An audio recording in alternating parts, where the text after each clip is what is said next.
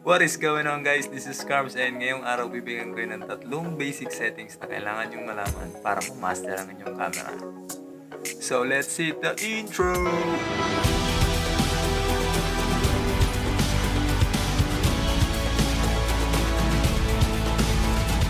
Alright, huwag na natin patagalin pa. Ang first settings na bibigay ko sa inyo ay ang ISO. Basically, siya ang light sensitivity ng inyong camera. So, magagawa mong makontrol ang liwanag na papasok sa iyong camera gamit ang ISO. Yan, iisipin mo lang na para lang siya ang ating mahal na araw. Dito lang. Ang ISO ay meron tinatawag na low sensitivity and higher sensitivity. The lower it is, the lower the number. The higher it is, the higher the number.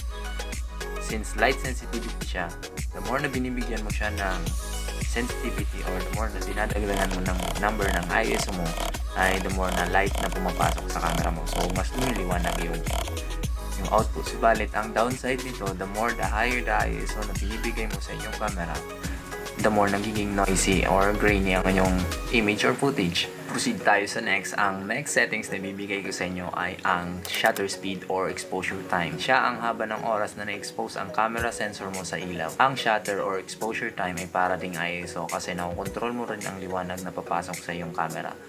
And ang kinaganda sa shutter ay kaya mong patigilin ang oras. Pero ang kabaliktaran niya naman sa ISO, the lower the number, mas lumiliwanag ang output, and the higher the number, mas dumidilim. Kasi ang nangyayari dito, the more na binababaan mo ang shutter mo, the more na nagiging smooth ang images or nagiging blur. Katulad sa landscape photography, kung makikita nyo yung mga smooth na falls or dagat, basta tubig siya, nagiging smooth, parang wala kang nakikita na mga waves or alon na sinut siya gamit ang lower shutter speed. And bigger example naman sa pag-stop ng time, yun nga yung higher shutter speed ay sa sports photography. Kunyari sa soccer, nakita nyo ba yung sumipa? Tapos biglang yung kuha niya is talagang yung buong image ng pagsipa. Walang blur. Yun, higher.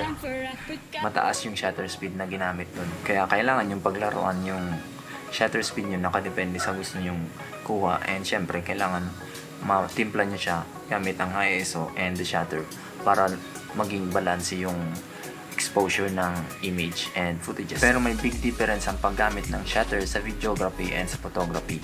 Sa photography, ang ginagamit na shutter ay isang mechanical shutter, and sa videography ay isang electronic shutter. Kaya mayroong 180 degree rule ang videography.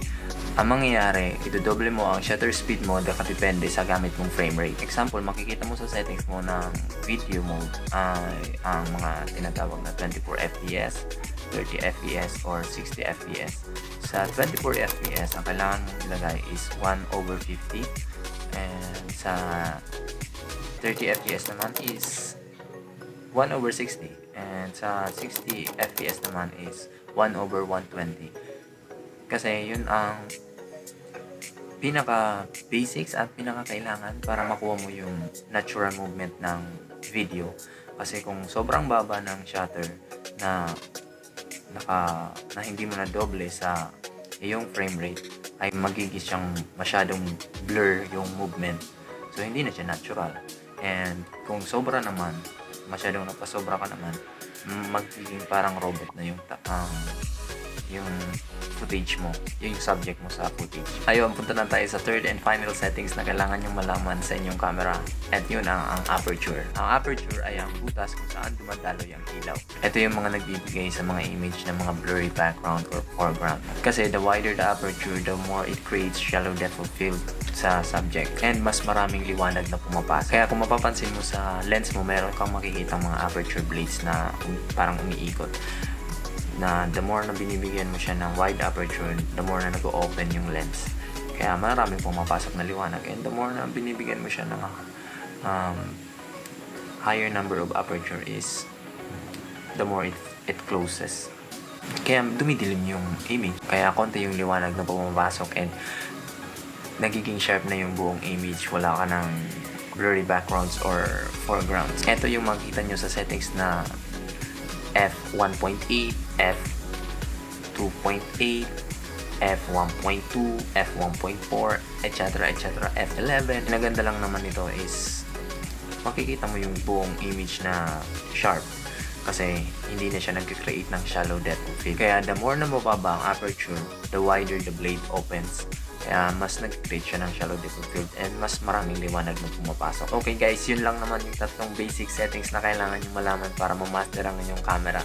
Kaya paglaruan nyo lang sila kasi tatlo lang naman sila na pare-paras ilaw yung basehan na pumapasok sa inyong camera.